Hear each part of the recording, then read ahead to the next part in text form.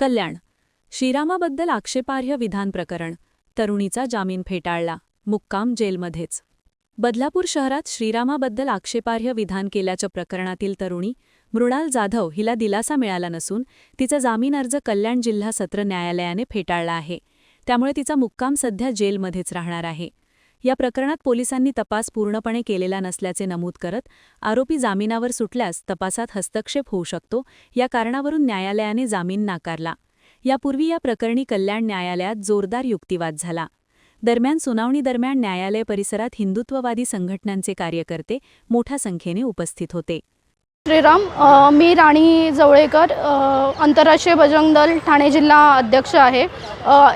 गेल्या 28 फेब्रुवारीला एका तरुणीने प्रभू श्रीरामांबद्दल आक्षेपार्ह विधान केलं होतं. त्याचे पडसाद संपूर्ण बदलापूरच नाही तर संपूर्ण देशभरामध्ये उमटले होते आणि त्याचे खूप अर्ध्या तासामध्येच बदलापूर देखील आमचं बंद झालं होतं.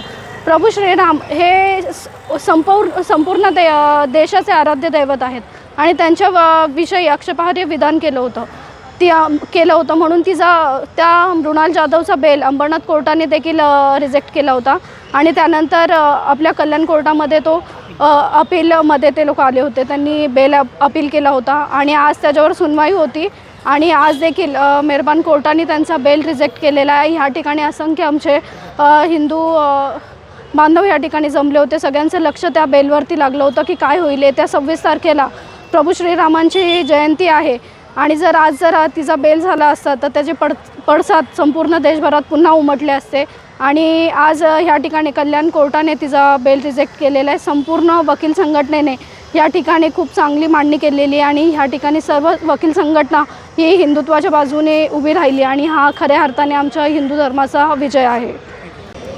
नमस्कार, मी ॲडव्होकेट रेश्मा भोपी. आज मृणाल जाधव जी आरोपी होती तिचं बेल ॲप्लिकेशन सेशन कोर्टामध्ये आर्ग्युमेंटसाठी होतं.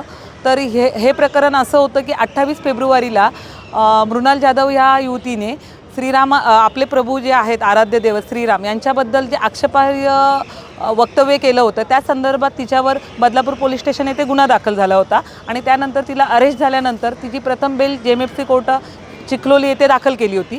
ती इन्व्हेस्टिगेशन इनकम्प्लीट या ग्राउंडवर रिजेक्ट केली होती. त्यानंतर सदर बेल ॲप्लिकेशन हे सेशन कोर्टापुढे आले.